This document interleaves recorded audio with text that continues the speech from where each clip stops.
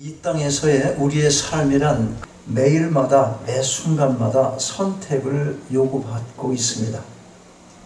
그런 하나하나의 선택의 결과가 지금 우리의 삶의 모습인 것입니다.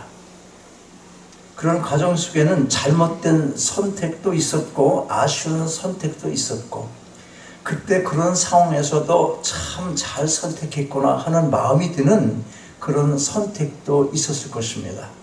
그런데 우리가 알 것은 과거의 그 선택보다 더 중요한 것은 현재를 살아가면서 요구되는 선택의 순간에 있다는 것입니다. 오늘 주일 아침 여러분이 교회에 나올 것을 선택한 것, 그것은요, 신앙인으로서 올바른 선택이었습니다. 그런데 여러분은 지금 이 순간도 또 다른 선택을 해야 하는 것입니다.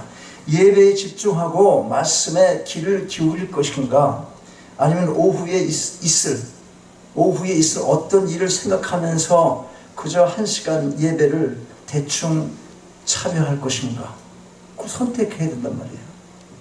주님께서 기뻐하시는 좋은 선택을 하시기 바랍니다. 오늘 우리가 읽은 본문은 여호수아가 이스라엘 백성들에게 신앙의 결단을 촉구하며 선택을 요구하고 있습니다. 15절 말씀을 다시 한번 같이 읽겠습니다. 15절 말씀 시작. 만일 여호와를 섬기는 것이 너에게 좋지 않게 보이거든 너희 열조가 강 저편에서 섬기던 신이든지 혹 너희의 거하는 땅 아모리 사람의 신이든지 너희 섬길 자를 오늘날 택하라. 오늘 나와 내 집은 여호와를 섬기노라. 14절에서 여호수아는 여호와만을 섬기라 이렇게 시작을 했는데 15절 보니까 섬길 자를 택하라. 다시 들어보세요. 14절 말씀에서는 뭐라고 말했냐면 여호와만을 섬기라 그랬어요. 여호와만을 섬기라. 그렇게 말해놓고는 여기 15절에는 섬길 자를 택하라고 합니다. 이제 내가 너에게 선택권을 줄 테니 너희가 스스로 택하라는 것입니다. 여러분, 기독교 진리는 구원에 관한 아주 배타적일 수밖에 없습니다. 왜냐하면 오직 예수 그리스도 한 분만이 우리를 구원할 분으로 믿기 때문에 그런 것입니다. 불교에 구원이 있다고 말하지 않습니다. 또 마호메교, 또 다른 여러 신들이 많이 있는데 어떤 신을 믿어도 구원 받습니다 라는 말에 우리는 절대로 동의하지 않아요. 오직 예수 그리스도만 구원주이심을 고백한 사람들이 기독교인이니까. 그러니까 배타적이에요. 세상 사람들은 기독교인이 아주 옹고집이라고 그러잖아. 그리고 아주 못됐다고 그러고 쥐들만 잘났다고 그런다. 그러니까 우리가 그럴 수밖에 없는 게 진리가 딱 한 가지인 것만 믿기 때문에 그런 거예요. 사실 그걸 믿어야 기독교인이잖아. 그러니까 배타적인 거예요. 구원에 관한 한. 그럼에도 불구하고 절대로 믿음을 강요하지는 않습니다. 왜 그러냐면 믿음은 스스로의 마음으로부터 나와야 하기 때문에 그런 것입니다. 오늘 여호수아 자신은 매우 단호한 결단을 했습니다. 매우 단호한 결단을 했어요. 이러한 그의 결단은 이미 수십 년 동안 지켜온 그의 성숙한 신앙의 표현이었습니다. 자신뿐만이 아니라 자신의 가족이 함께 하나님만을 섬기겠다는 것입니다. 주위의 불이기 때문에 또 무슨 체면 때문에 그런 것이 아니라 또 뒤에서 눈치 보며 따라가는 것도 아닌 거예요. 신앙의 길에 때때로 다가오는 고독과 싸움, 여러분 진리를 찾아가는 것, 어떤 외로운 길, 외롭다 하는 것은 뭐냐면 세상 사람들이 많이 좋아하고 가는 길을 그 길 따라가지 않고 내가 어떤 진리를 찾아서 가는 그 길, 거긴 많은 사람이 가지 않기 때문에 외로운 것입니다. 자유를 지키는 것, 기독교 진리를 지키는 것, 진실을 지키는 것, 외로운 길입니다. 세상과 벗되어 막 살면 고독감 없습니다. 그런 가슴에 진리가 있을 턱도 없습니다.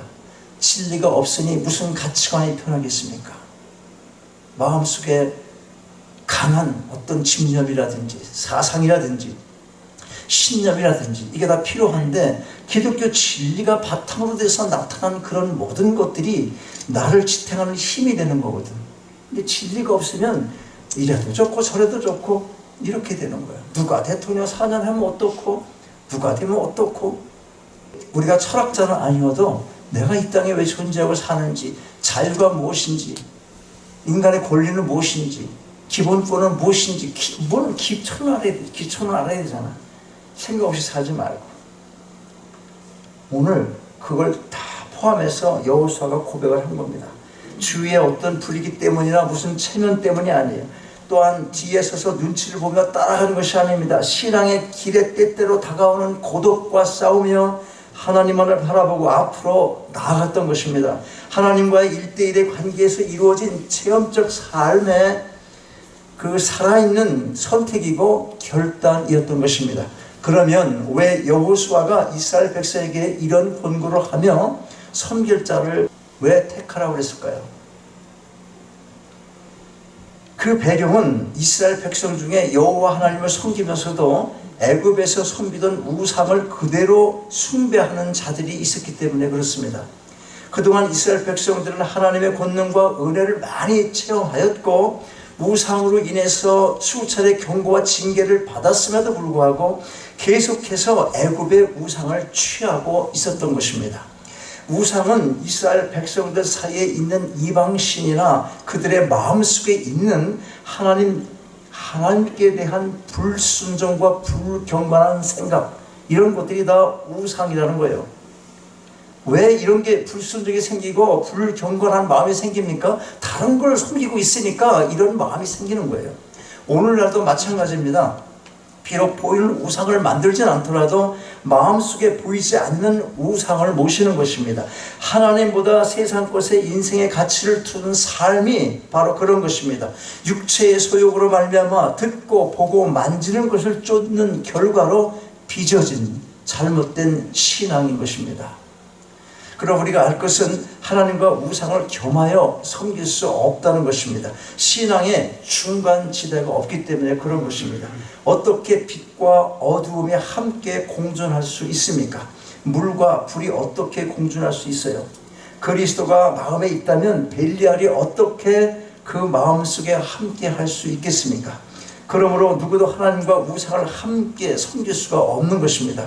마태복음 6장 24절에 보면 이런 말씀이 있습니다. 한 사람이 두 주인을 섬기지 못할 것이니 혹 이를 미워하며 저를 사랑하거나 혹 이를 중히 여기며 저를 경히 여김이라. 자, 왜 두 주인을 섬길 수 없습니까? 그것은 가치관이 전혀 다르기 때문에 그래요. 그래서 끊임없이 갈등하게 되고 그 결과 진정한 평안을 얻게 되고 마는 것입니다.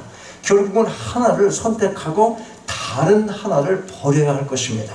이런 의미에서 여호수아가 이스라엘 백성에게 선택할 것을 촉구하는 것은 너무도 당연한 것입니다. 단순히 두 주인을 섬길 때 겪게 되는 마음의 불편함 때문이 아닙니다. 우상을 섬기는 자체가 하나님께 불순종의 죄를 범하는 것이 되기 때문에 그런 것입니다. 자, 그러면 이스라엘 백성들의 반응, 그들의 태도가 무엇이었습니까? 그들은 여호수아의 양자택일의 선택의 죄를 듣고 결국 여호와 하나님만을 섬기기로 결심을 했어요. 여호와 하나님만을 섬기겠다, 그렇게 결심을 했습니다. 그들은 자신들을 애굽에서 인도하시고 큰 이적으로 보호해 주시고 가나안 땅의 많은 이방 적들을 물리쳐 주신 분이 바로 하나님이라는 사실을 알았던 것입니다. 이스라엘 백성 대답 뭐겠습니까? 여호수아 보면 24장 16절 보면 백성이 대답하여 가로되 여호와를 버리고 다른 신들을 섬기는 일을 우리가 결단코 하지 아니하오리니. 이처럼 하나님에 대한 신앙을 가지고 결단을 할 수 있는 자는 자신들의 삶에서 하나님의 섭리를 체험하고 은혜를 느끼는 자라야 가능한 것입니다.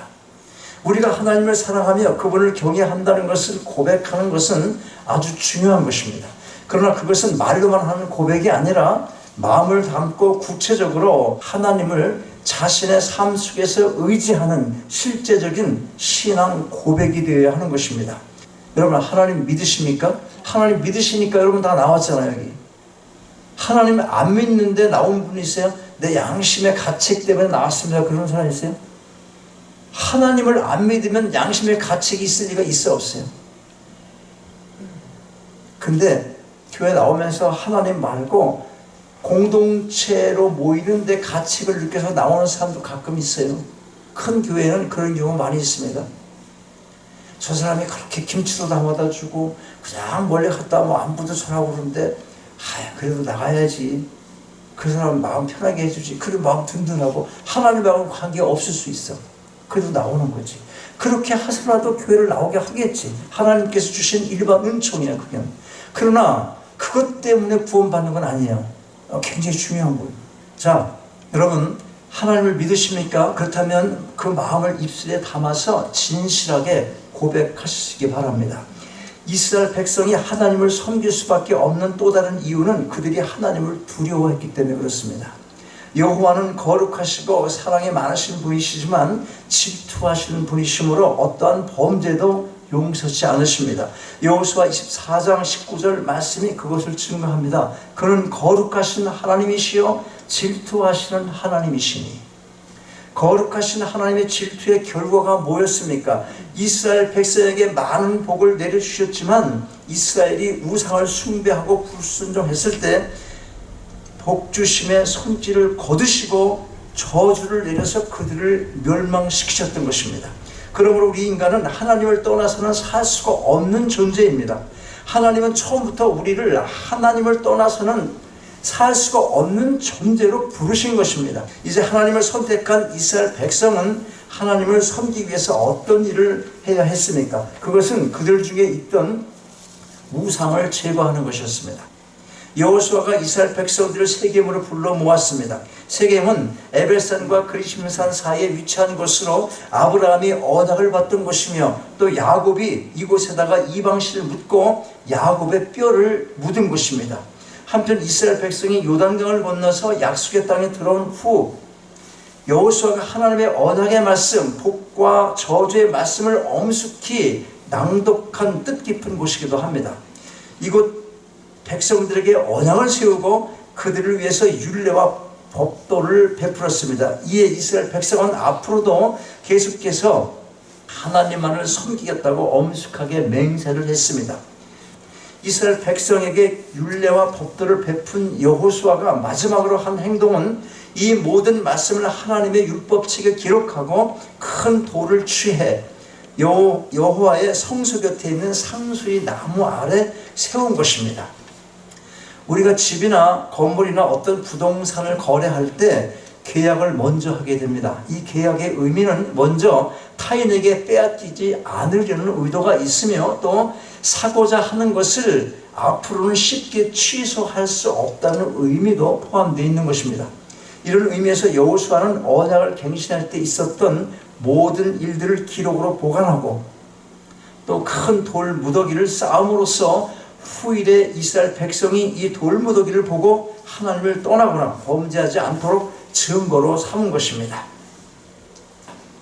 여러분, 우리는 하나님과 세상을 겸하여 섬길 수가 없습니다. 반드시 둘 중에 하나를 선택해야 합니다.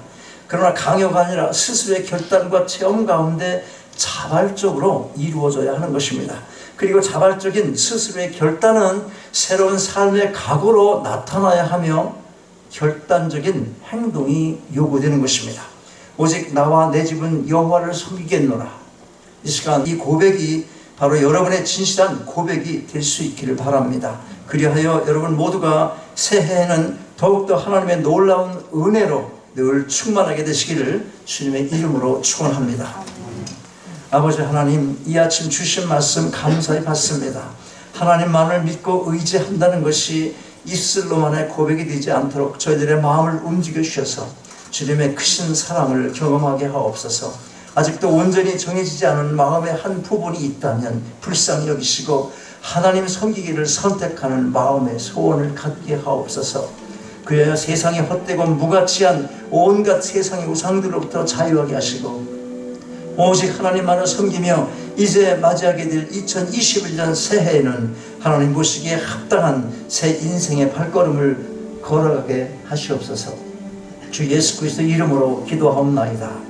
일어나셔서 함께 찬양하십니다.